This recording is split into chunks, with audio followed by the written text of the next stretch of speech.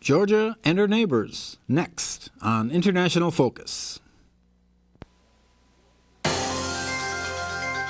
Institute of World Affairs at UWM and Milwaukee Public Television present International Focus, a global magazine linking Wisconsin and the world.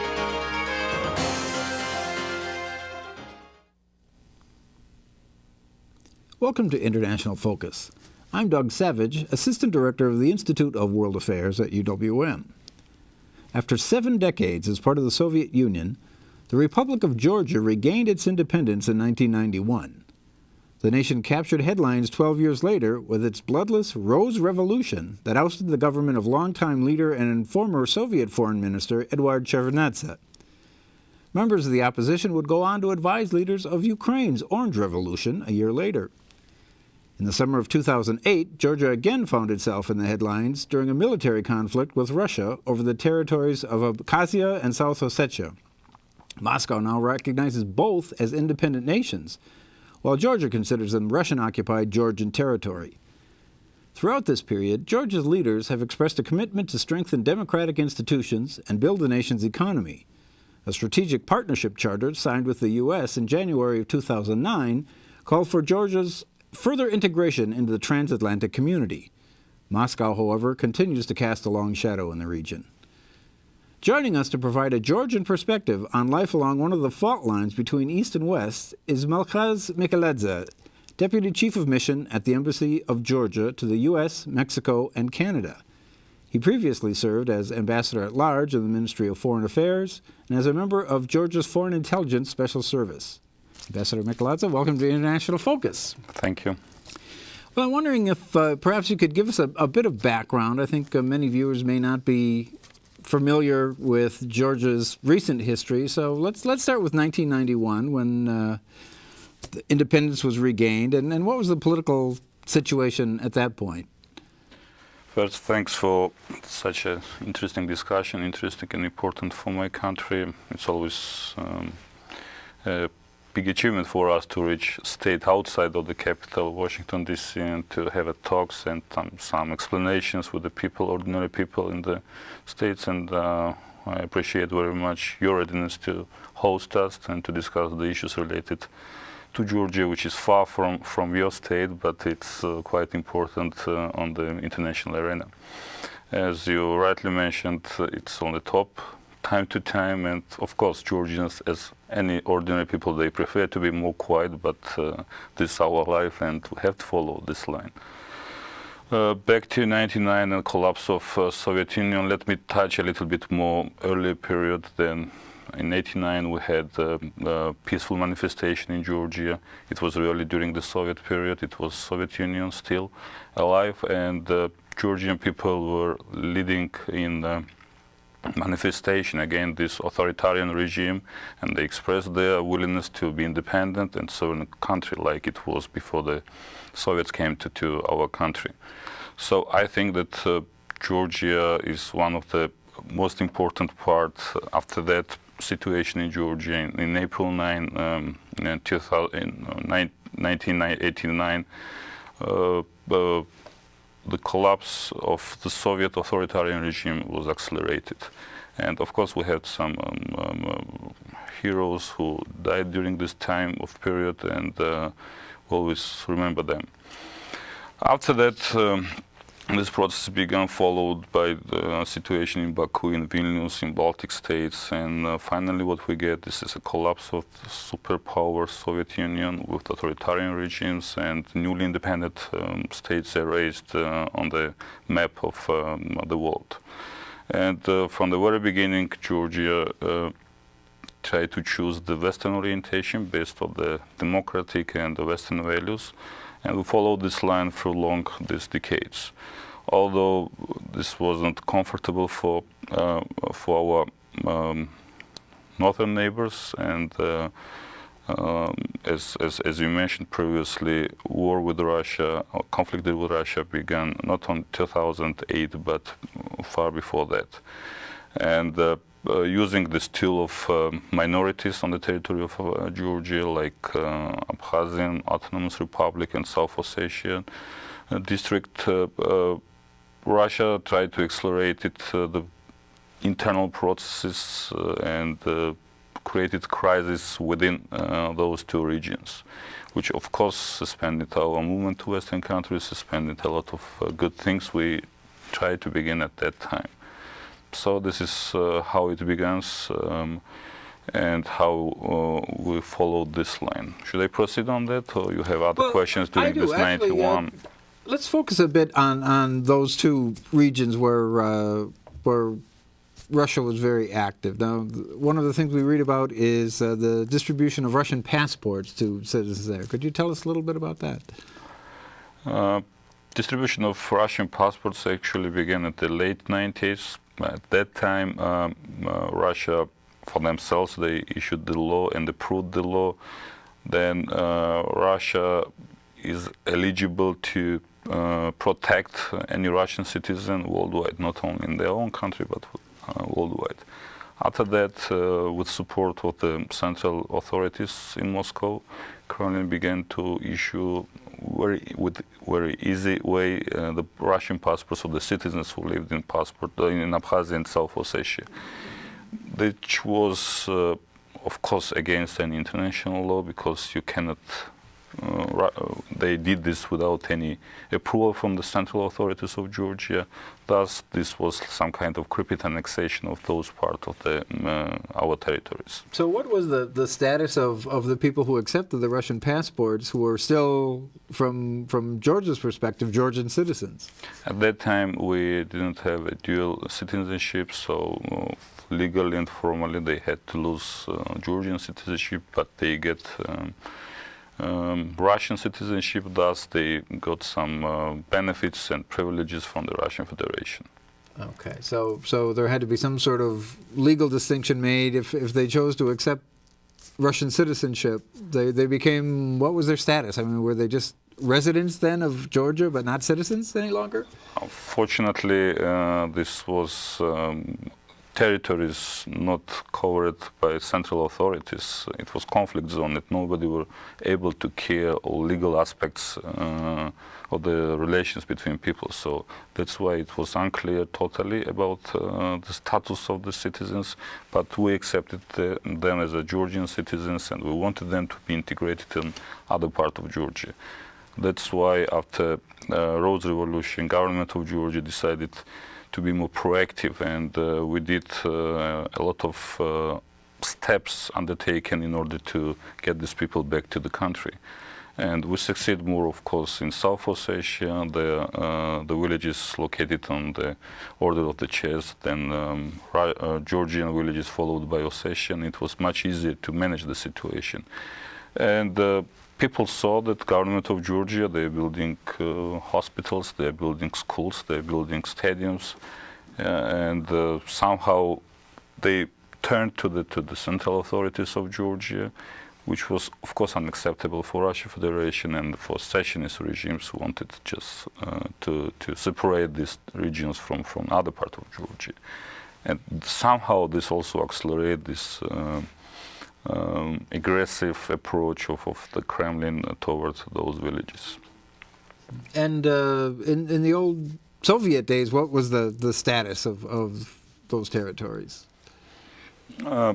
Let's say first about South Ossetia. It was really Georgian territories, so-called Samachablo, but due to the local population, ethnically Ossetian, during the Soviet eras, it was created so-called autonomous district of South Ossetia.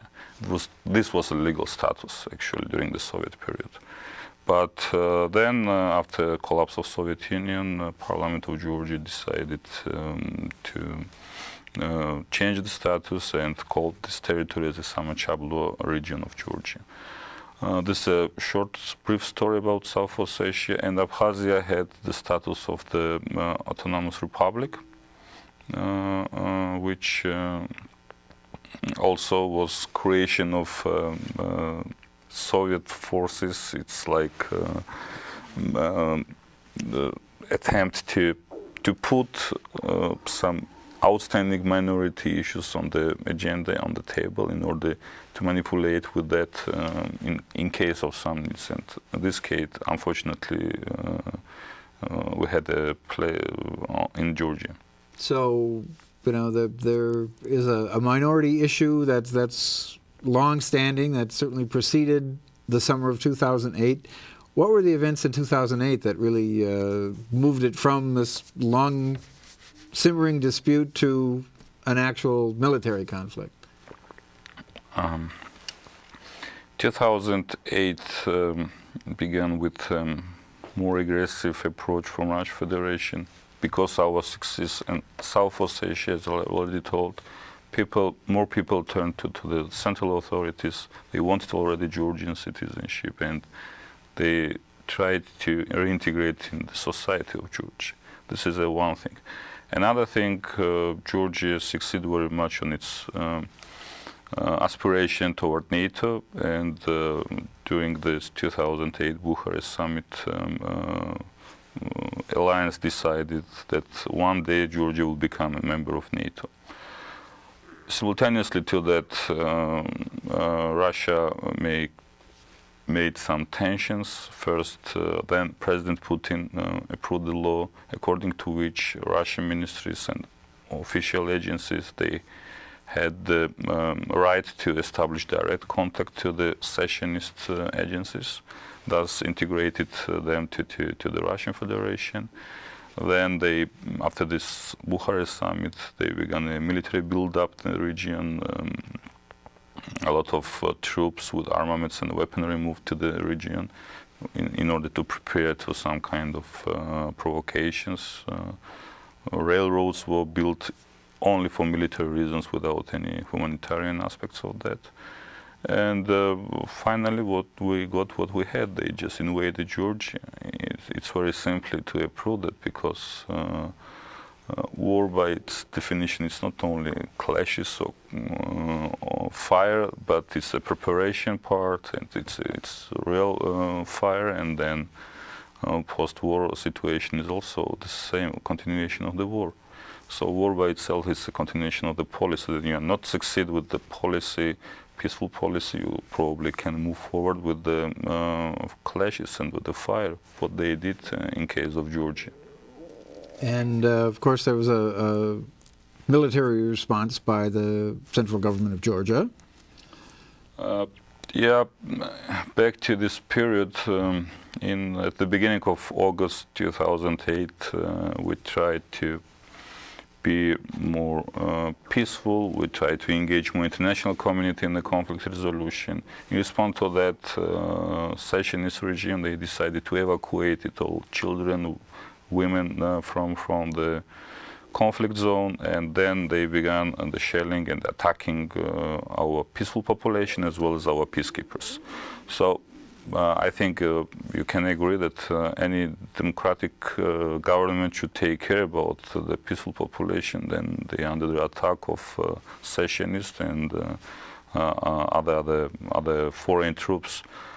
And in this difficult situation, my government decided to move additional troops closer to the border to South Ossetia in order to protect the people, the peaceful population, and get rid from the secessionist troops and some paramilitary troops from North Caucasus. This was the beginning of so-called war, but actually it was a real invasion and occupation by the Russian Federation. Okay, well, we're going to stop right here and take a short break. To our viewers, we'll be right back with more International Focus. The Institute of World Affairs presents our community with a range of public programs relating to global issues, U.S. foreign policy, and the world economy. For more information about the Institute of World Affairs, call 414-229-3220 or visit our website at www.iwa.uwm.edu.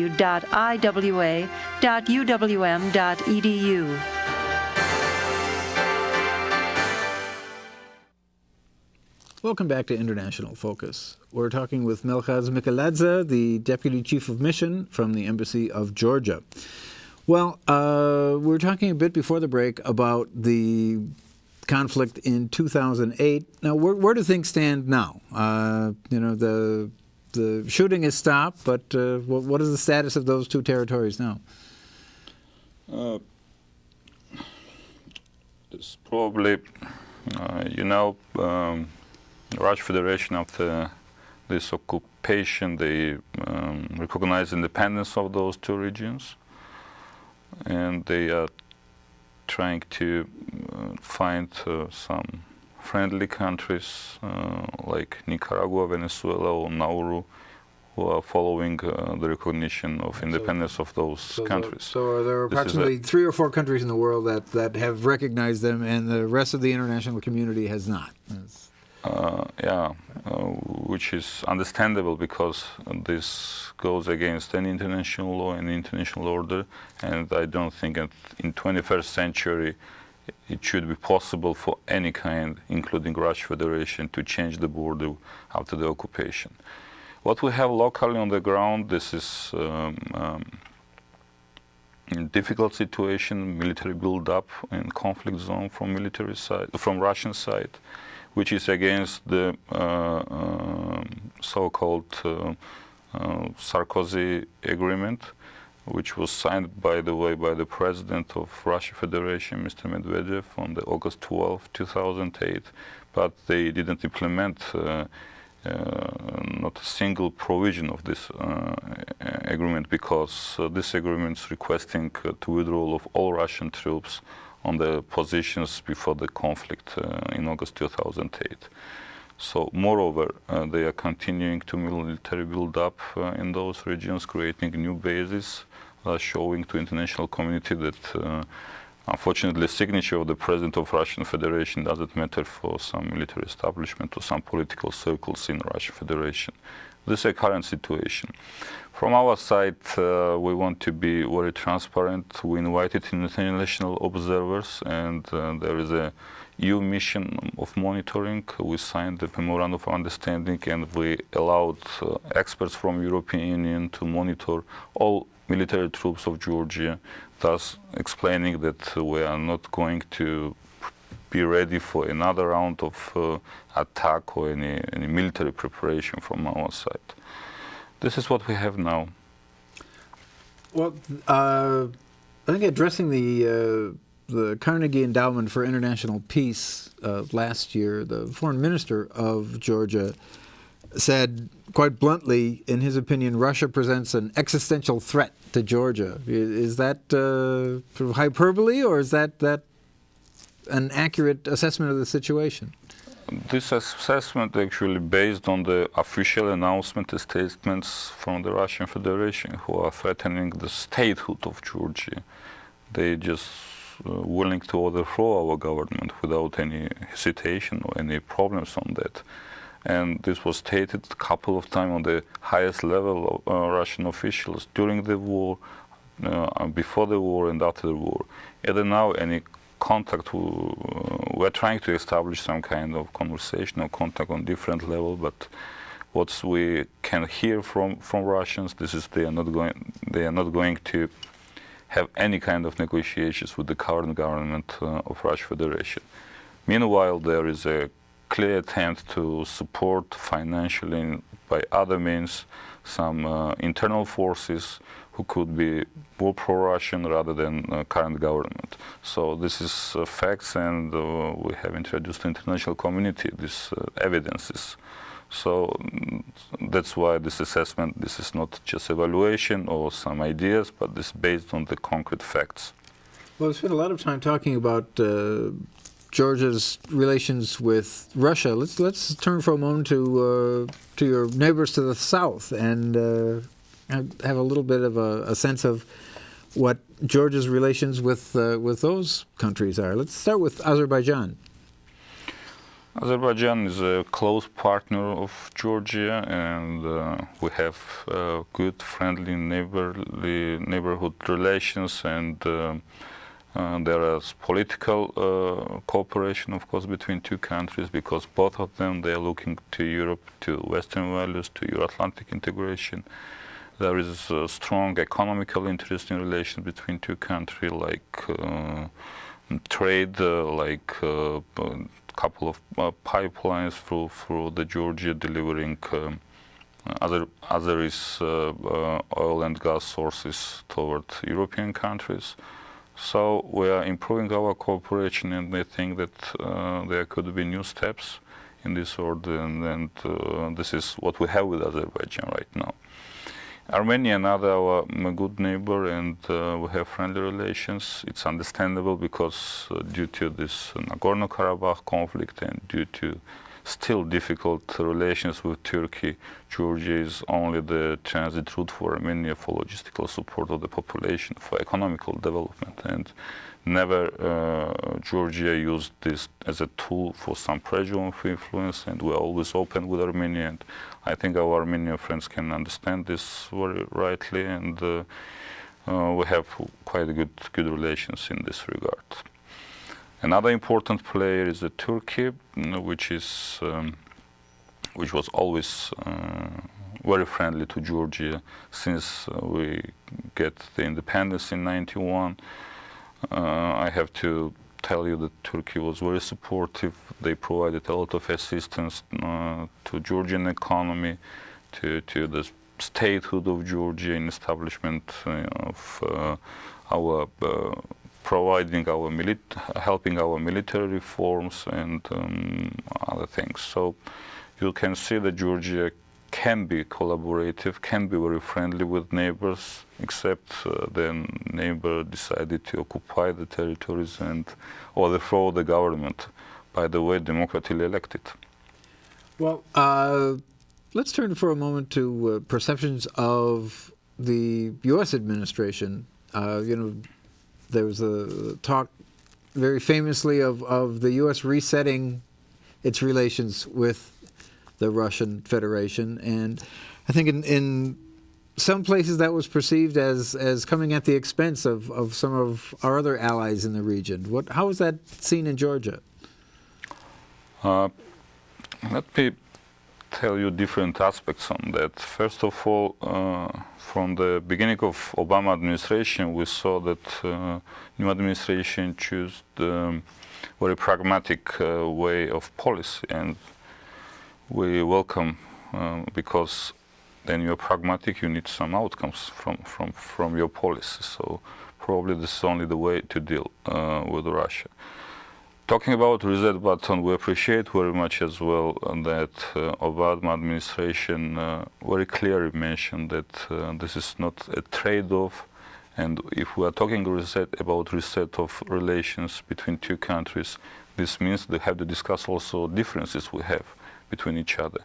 And the issue about the relations with Georgia and general approachment to Georgia is very different from US perspective and Russian perspective. And still, from different level, we can hear that Russia and the United States still have differences on Georgia.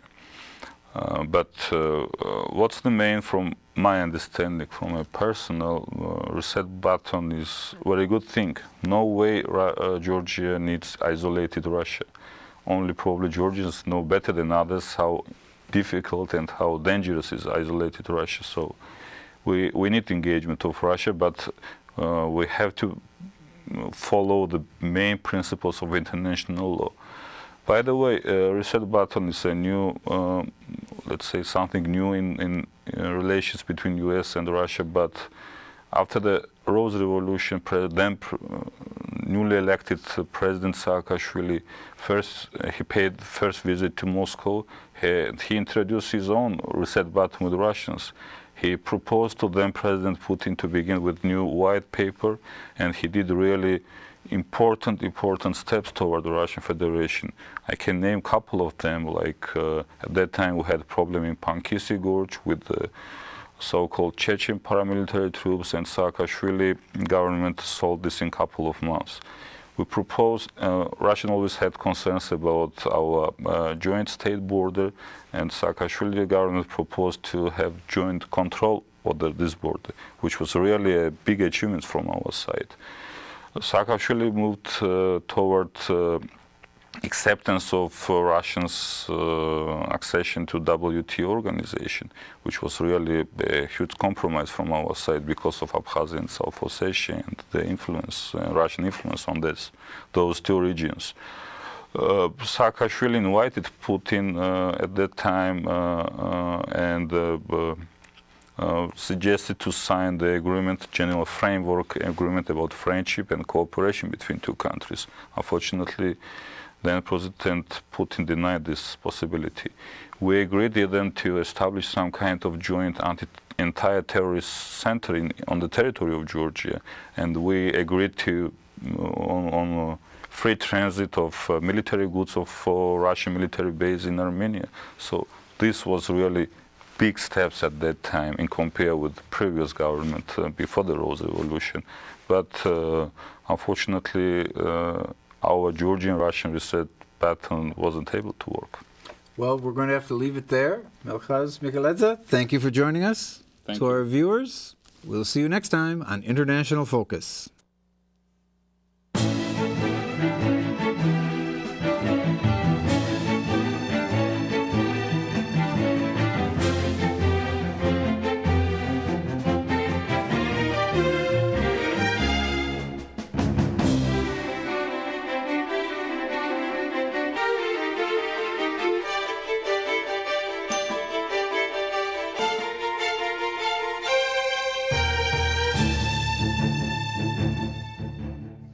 For information about the Institute of World Affairs and its many programs, or to become a member of the Institute, call 414-229-3220 or visit us at our website.